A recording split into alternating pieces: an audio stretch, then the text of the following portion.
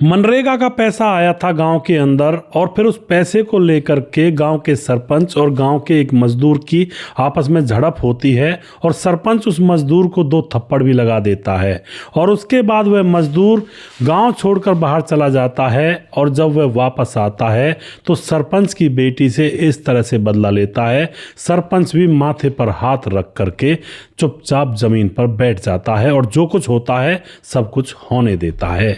आखिर क्या तो मामला था, पूरी कहानी यहाँ पर जानेंगे। वीडियो को लास्ट तक जरूर देखा करें दोस्तों, क्योंकि इन वीडियो से बहुत कुछ जानकारी मिलती है, बहुत कुछ सीखने को मिलता है। नमस्कार, मैं हूँ सुदेश कुमार और मेरे गोपाल चैनल में आपका स्वागत है। यह घटना घटित होती है उत्तर प्रदेश के गोंडा जिले के अंदर एक छोटे से गांव के अंदर। एक सचिन नाम का लड़का रहा करता है, उसके साथ उसके माता पिता हैं और माता पिता उसको पढ़ाई लिखाई करवा रहे हैं।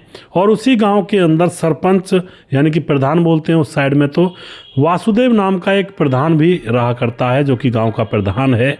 अब तो कोई दिक्कत नहीं है, सचिन कॉलेज में पढ़ाई लिखाई कर रहा है और 1 साल बचा है बस, उसके बाद कॉलेज छोड़ करके कहीं नौकरी करेगा।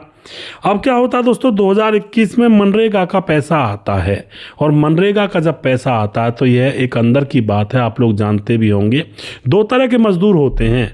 एक तरह के मजदूर तो वो होते हैं जिनका नाम लिखा हुआ होता है, कार्ड बना हुआ होता है मनरेगा का, लेकिन वो मेहनत नहीं करते, मजदूरी नहीं करते। जब उनके ऊपर से कुछ पैसे वगैरह आते हैं मजदूरी के, तो उन पैसों में से आधे पैसे सरपंच ले लेता है अपने पास और आधे पैसे उनको दे देता है। इस तरह से कुछ सरपंच ऐसा करते हैं। और दूसरे प्रकार के मजदूर वो होते हैं जो मेहनत करते हैं, जो भी काम होता है, और फिर जब पैसे आते हैं ऊपर से तो वो सारा पैसा अपनी जेब में रख लेते हैं। तो जो कार्ड जो यह लड़का था जिसका नाम सचिन है, ये उन वाले लोगों में था जो लोग मेहनत नहीं करते लेकिन उनके नाम पर मजदूरी का पैसा आया करता था और इसका पैसा सरपंच लिया करता था। आधा पैसा, आधा इसको मिल जाया करता था। अब जैसे 2021 में उस गांव के अंदर मनरेगा का पैसा आता है तो बैंक पर भीड़ लग जाती है मजदूरों की। तो जो मजदूर पूरी पेमेंट ले जाते हैं वो पूरी ले जाते हैं, लेकिन जो मजदूर ऐसे थे सिर्फ नाम के मजदूर थे, उनसे सरपंच आधे आधे पैसे ले रहा था। लेकिन यह जो लड़का था जिसका नाम होता है सचिन, अपने पैसे निकालने के बाद अकाउंट में से सीधा वहां से निकल जाता है। सरपंच अब इंतजार करता है कि ये कहाँ चला गया, पैसे नहीं दिए इसने। 10,000 रुपये बनते हैं मेरे, 20,000 रुपये आए थे कभी इकट्ठे होकर के। तो अब सरपंच उसकी इंतजार करता है लेकिन वह कहीं था ही नहीं। सरपंच घर पर जाकर देखता हुआ घर से भी गायब था। अब तो सरपंच उस लड़के के माँ बाप को बुरी भली सुनाता है कि तुम्हें फ्री में पैसे मिल जाते हैं, इतना काफ़ी नहीं है क्या? सारे पैसे वो लेकर के भाग गया। अब तो दोस्तों जो माँ बाप होते हैं सरपंच को समझाते हैं कि आप चिंता मत करिए, हम बेटे को समझाएंगे, देखेंगे। सरपंच कहता है कि क्यों लेकर भाग गया? माँ बाप कहते हैं कि हमें नहीं पता इस बारे में, आखिर क्यों उसने पैसे नहीं दिए आपको। तो समझा बुझाकर सरपंच को वापस भेज दिया जाता है। अब उसके बाद दोस्तों यहाँ पर क्या होता है, शाम को जो माँ बाप होते हैं इधर उधर से पैसा मांग करके सरपंच को 10,000 रुपये दे देते हैं और यह बात उस लड़के सचिन को बहुत बुरी लगती है। और अब सरपंच के पास सचिन पहुंच जाता है कि मेरे माँ बाप से तुमने पैसे क्यों लिए 10,000 रुपये। सरपंच पहले ही जला भुना बैठा था उससे और एकदम से उसको देख करके वह आग बबूला हो जाता है कि तुम मेरे पैसे दिए बगैर वहां से निकले क्यों। अब इस बात को लेकर वहां पर झगड़ा हो जाता है और उसके बाद दोस्तों सचिन के मुंह पर 2-3 थप्पड़ वह सरपंच मार देता है और कहता है कि मैं तुम्हें कैसे कैसे केस में फंसा दूंगा, तुम यकीन भी नहीं कर पाओगे। और उसके बाद दोस्तों यहाँ पर घर वाले को पहला ही अंदेशा था कि भाई लड़का वहां पर गया है। घर वाले सरपंच से बचाकर इस लड़के को अपने घर ले आते हैं और कहते हैं कि तुझे क्या टेंशन है, हमने दे दिए पैसे। और उसके बाद दोस्तों वह घर वाले कहते हैं कि ऐसा कर, तू जा मुंबई जा, तेरे बस ये पेपर बाकी हैं, लास्ट पेपर चले हुए हैं और अब तू मुंबई में नौकरी वगैरह ढूंढ ले, इन पेपरों को आकर के दे जाना। तो यह लड़का अब घर वालों के कहने पर सचिन मुंबई चला जाता है और वहाँ पर उसके और भी बहुत सारे दोस्त थे जो जॉब किया करते थे, उनके पास जाकर लग जाता है जॉब। और यह बहुत ही होशियार था पढ़ाई लिखाई में भी, तो इसको वहाँ पर 20,000 रुपये की सैलरी मिलती है। वहाँ पर अच्छे से काम करने लगता है। और इसके जो दोस्त होते हैं, जो गांव के और लोग थे, वो कहते हैं कि यार सचिन एक बात बता। सचिन कहता है बताओ क्या बताना है। वह दोस्त कहते हैं कि यार तुमने 10,000 रुपये सरपंच को दिए नहीं, वो आखिर तुमने कहाँ किए, कहाँ दिया उन पैसों को। सचिन कहता अरे यार मेरे लास्ट सेमेस्टर की फीस बकाया थी 8,000 रुपये, तो मैंने अपनी फ़ीस वहाँ पर जमा कर दी 8,000 रुपये, तो इसलिए मैंने सरपंच को नहीं दिए। अब यह बात सुन करके उसके दोस्त कहते हैं यार तू तो कमाल आदमी है। और उसके बाद यह लड़का वहीं पर लगा रहता है। धीरे धीरे 1 साल गुजरता है, 2 साल गुजर जाते हैं, और 2 साल गुजरने के बाद उसकी सैलरी 30,000 रुपये हो जाती है, क्योंकि वह किसी कंपनी में एक मेन काम पर था, जिस काम को और कोई नहीं कर सकता था वही कर सकता था। तो उस काम को करने के लिए ज़्यादातर कंपनियां 50,000 रुपये सैलरी दिया करती हैं। कोई मशीन वगैरह चलाना होता है शायद CNC वगैरह का, लेकिन उसको वह जो कंपनी थी 30,000 रुपये उसके दे दिए थे, यानी कि महीने के 30,000 रुपये, बाकी आगे बढ़ा देंगे जैसे तुम्हारा काम पूरा होगा, आगे ज़्यादा काम करोगे या टाइम ज़्यादा होगा। तो लड़के को 30,000 रुपये मिलने लगते हैं। घर वालों को पैसे भेज दिया करता, घर वाले बहुत खुश, महीने के महीने 30,000 रुपये आते हैं घर पर, तो घर वालों का सारा खर्चा चल जाया करता। और ऊपर से पैसे बचने भी लगे थे और पैसे इकट्ठे होने लगे थे। 2 साल गुजर चुके थे, अभी तक वह वापस घर आया नहीं था। वह सोच रहा था कि अभी कुछ और पैसे इकट्ठा कर लूँ, तब उसके बाद अच्छा सा घर बनवाऊँगा। अब दोस्तों वहाँ पर क्या होता है, 2 साल गुजरने के बाद वह जैसे फेसबुक चला रहा होता है, तो फेसबुक पर एक लड़की जिसका नाम होता है शिखा, जिसकी उम्र होती है 25 साल, 1 साल उस लड़के से बड़ी थी, वह लड़का 24 साल का था।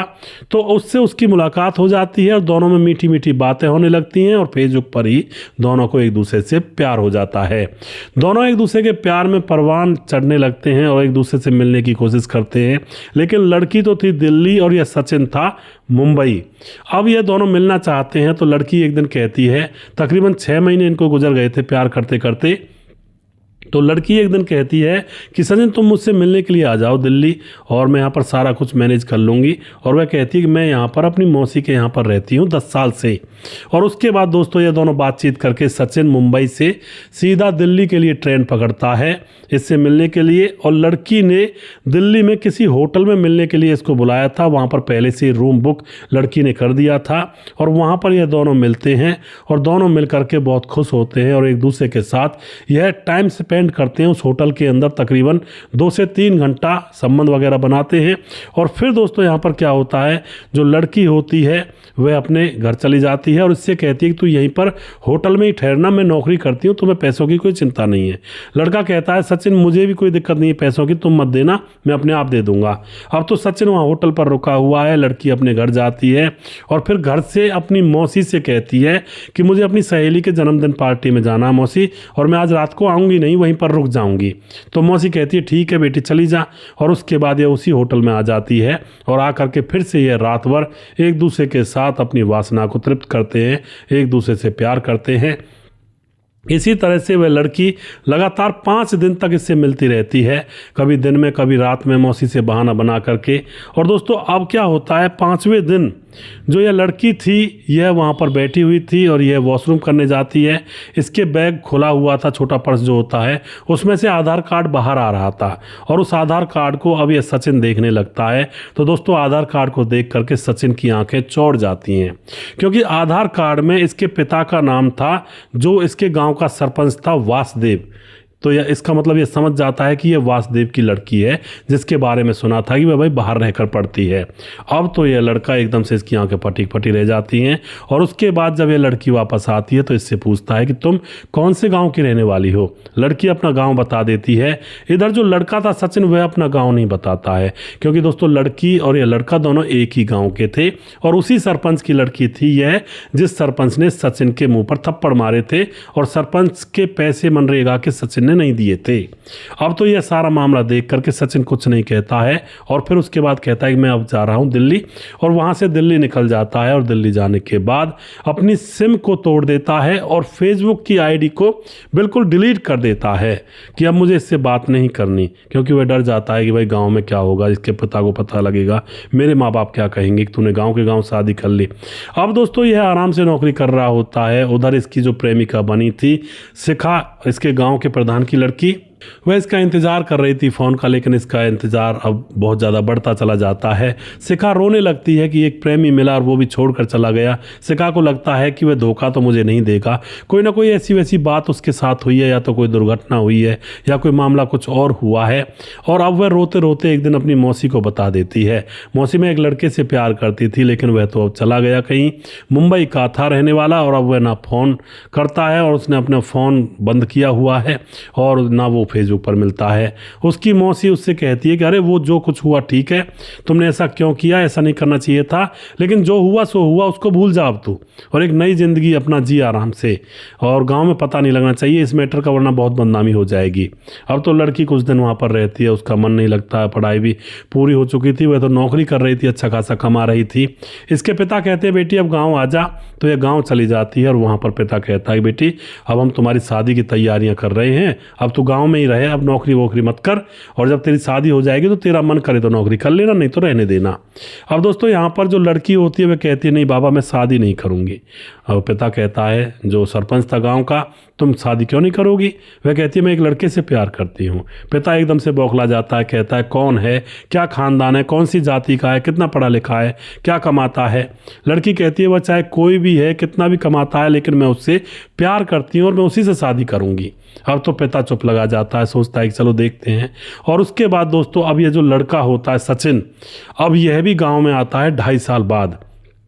पैसे इकट्ठे हो चुके थे, आकर के घर बनवाने लगता है। माता पिता बहुत खुश हैं, कोई दिक्कत नहीं है। जो भी कुछ जमा पूंजी हुई थी, कुछ लोन भी ले लिया था, यानी कि जो कंपनी वाले होते हैं वो कुछ पैसा दे देते हैं किस्तों पर। तो उसके बाद घर बनना चालू हो जाता है।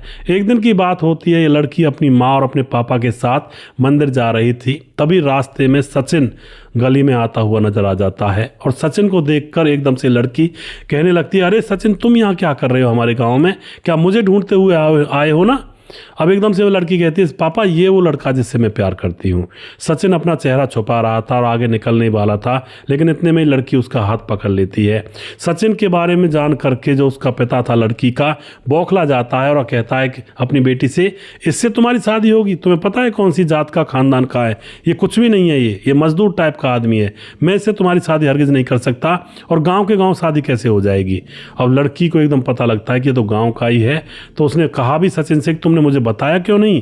तो जो सचिन होता है एकदम से कह देता है कि इसलिए नहीं बताया, जैसे देखो तेरा पापा जो अब काम कर रहा है इसलिए नहीं बताया, या मुझे जान से मार देता, इसलिए मैं तुमसे दूर हुआ। लेकिन लड़की अब उदास हो जाती है और पापा से कहती है मुझे इसी लड़के से शादी करनी है। माँ पापा उसको घसीट कर घर ले जाते हैं, लेकिन लड़की खाना खाना बंद कर देती है। और ऊपर से जो प्रधान होता है सचिन के ऊपर दर्जनों केस लगवा देता है कि मेरी बेटी को बेला फुसलाकर इससे शादी करना चाहता है, उसको भगा कर ले जाना चाहता है। लेकिन दोस्तों यह केस अब थोड़ा ऊपर पहुंचता है पुलिस डिपार्टमेंट में, तो इसकी छानबीन होती है। और जब अधिकारी इसकी छानबीन करते हैं तो भाई सीधा सा मामला था, 25 साल की लड़की है और 24 साल का लड़का है। लड़का लड़की को कैसे बहला फुसला सकता है? लड़की जवान है, हालांकि लड़के से भी बहुत ज़्यादा बड़ी है 1 साल। तो यह तो मामला गड़बड़ है, सरपंच इनके प्यार के आगे आ रहा है। तो दोस्तों पुलिस यहाँ पर अब बच्चों की, इन जो लड़का लड़की थी इनकी हिमायत में हो जाती है, सारे केस रद्द कर दिए जाते हैं। और फिर यहाँ पर सरपंच को कहा जाता है कि अगर इनके बीच में तुम आए या कोई भी बात हुई तो तुम्हें पकड़ लिया जाएगा।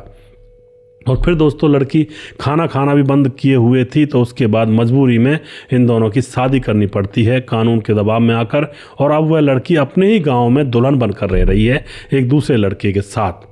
तो इस तरह का मामला भी कई बार हो जाता है दोस्तों समाज के अंदर। आप लोगों ने देखा होगा गांव के अंदर लड़का लड़की एक दूसरे को भाई बहन मानते हैं, बहुत सारे गांव ऐसे होते हैं।